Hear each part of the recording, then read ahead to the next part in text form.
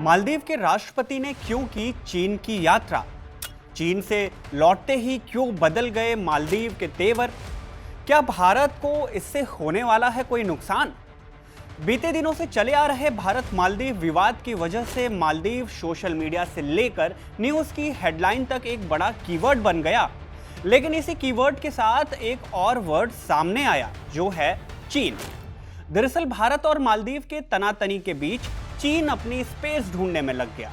मालदीव के राष्ट्रपति मोहम्मद मुइज़ू ने भी भारत के विवाद के बाद चीन की यात्रा की, जिसके बाद वो एक अलग अवतार में दिखाई दिए।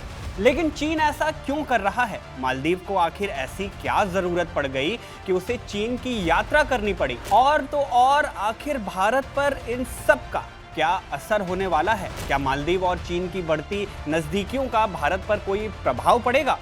स्विच एक्सप्लेन में मैं शुभम आज इसी बारे में बताने वाला हूं। साल 2023 में राष्ट्रपति का चुनाव जीतने के लिए मोहम्मद मुइज़ू ने जनता से कई वादे किए। वादों के बीच एक वादा था इंडिया आउट का, मतलब भारतीय सेना को मालदीव की सीमा से बाहर करने का।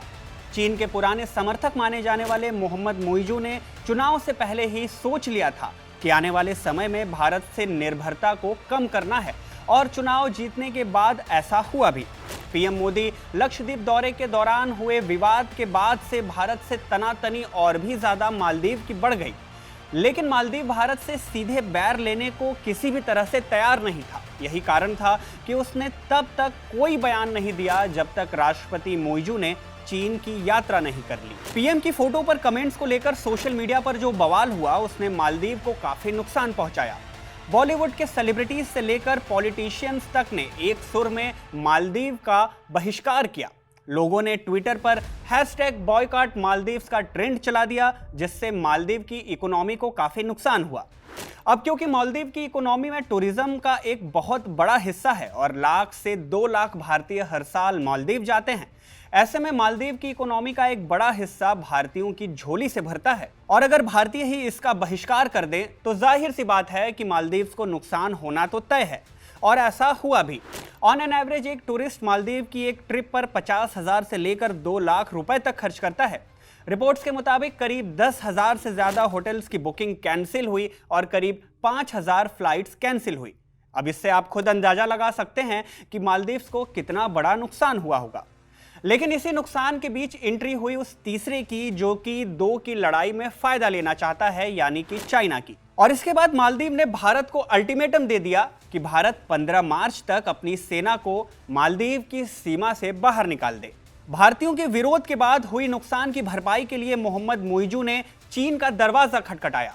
चीन से अपील की कि ज्यादा से ज्यादा टूरिस्ट चीन से मालदीव आएं ताकि इकोनॉमी बैलेंस हो सके।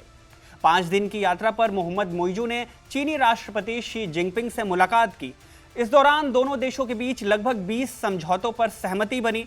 इन समझौतों में पर्यटन सहयोग, आपदा जोखिम में कमी, समुद्री अर्थव्यवस्था, डिजिटल अर्थव्यवस्था में निवेश को मंजूरी देना और बेल्ट एंड रोड पहल शामिल है।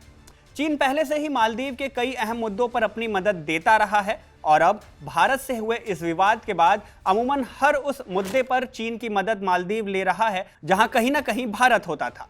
वैसे चीन का मालदीव में इंटरफेरेंस साल 2011 से ही देखा जा रहा है, जब से पूर्व राष्ट्रपति मोहम्मद नशीद के कार्यकाल के दौरान चीन मालदीव में अपना दूतावास खोला। उसके बाद साल 2013 से 2018 तक राष्ट्रपति रहे यामीन अब्दुल गयूम के कार्यकाल में मालदीव में चीन का निवेश और असर बढ़ता गया, और धीरे धीरे भारत से मालदीव की दूरी भी बढ़ती गई। अब सवाल ये आता है कि क्या भारत पर मालदीव के इन एक्टिविटीज का फर्क पड़ने वाला है? इस मामले में अंतर्राष्ट्रीय मामलों के जानकार कहते हैं कि भारत के साथ मालदीव के तनाव की जड़ें तो मुइज़ू के चुनावी अभियान में ही थी। उन्होंने इंडिया आउट का नारा दिया था। स्वाभाविक था कि चुनाव जीतने पर उन्हें भारत पर अपनी निर्भरता कम करनी थी, उससे दूरी बनानी थी, और अब वो ऐसा ही कर रहे हैं। मालदीव अपनी निर्भरता भारत से घटाना चाहता है तो इसमें कुछ भी आपत्तिजनक नहीं है। हमारे सारे पड़ोसी देश जैसे श्रीलंका, नेपाल और भूटान भी चाहते हैं कि वो एक देश पर निर्भर न रहें। कोई भी देश या उनका नेता नहीं चाहेगा कि उसके पास कोई विकल्प न हो। इसे भारत को लेकर किसी भी तरह का हमला नहीं मानना चाहिए। खैर, आप मालदीव के इस चीन अटैचमेंट पर क्या सोचते हैं हमें कमेंट बॉक्स में जरूर बताएं और ऐसे ही वीडियोस पाने के लिए सब्सक्राइब करें स्विच को।